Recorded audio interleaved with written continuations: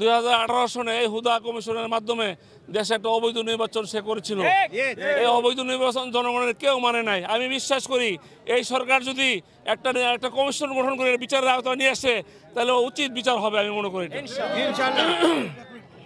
এত ধরনের প্রচারণা আপনাদের আসলে কি ধরনের নির্দেশনা আছে আর কেন এত প্রচারণা করছেন আপনারা? আগে যে শেখ হাসিনা 17 বছর ছিল কোনো প্রচারণা লাগে না, এমনি রাতে ভোট করছে, দিনের ভোটটা রাতে করে বাক্স করে ওদের ঘোষণা করছে। আর আমার নেতা তারেক রহমান বলছে জনগণের পাশে যেতে হবে। জনগণের পাশে যেতে হলে আমাদের বিএনপির সকল নেতাকর্মীদেরকে নিয়ে আমরা জনগণের পাশে গিয়ে প্রচারণা করি। আমরা বিএনপি ক্ষমতা আসলে দেশের জন্য কি করব এই জন্য আমরা প্রচারণা করতেছি।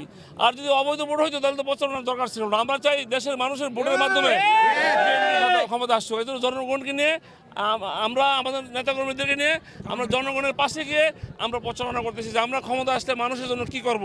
এই জন্য আমাদের পার্টির চেয়ারম্যান তারেক রহমানের নির্দেশে আমরা প্রচারণা করতেছি এবং ব্যাপক সাড়া পাচ্ছি। জনগণ আমাদের প্রতি খুশি যে আমরা আগে ঘোষণা দিচ্ছি আমরা আসলে আমরা কি করব এটাই আমরা আগে ঘোষণা দিচ্ছি। আমাদের এই 31 দফায় বলা আছে আমরা দেশের জন্য কি করব এটাই আমরা মানুষের কাছে পৌঁছে দিচ্ছি।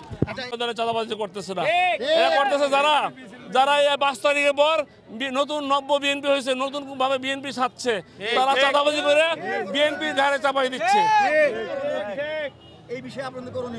এই বিষয়ে যদি আমাদের বিএনপি লোকজন তাদেরকে ধরার সাথে সাথে আইনে আশ্রয় নিচ্ছে, আমরা বিচার করতেছি, পুলিশে দিচ্ছি। কিন্তু আবার দু একটা বিএনপি লোক যদি ভুলও করে থাকে আমরা সাথে সাথে আমি এবং আমার আমিনুল হক সাহেব আহ্বায়ক সাহেব আমরা বহিষ্কার করতেছি। এই পর্যন্ত ঢাকা শহরে প্রায় 500 আমরা বহিষ্কার করছি।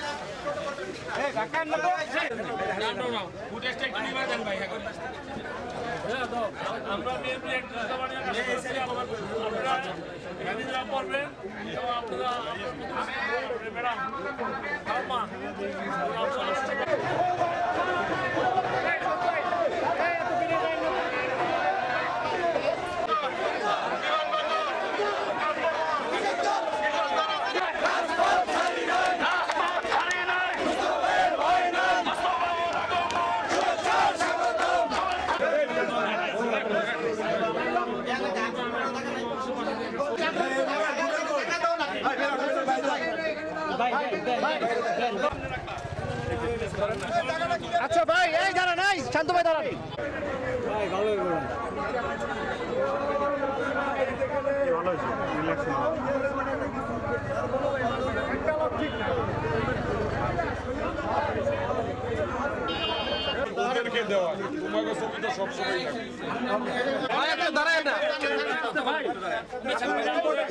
কথা বলেন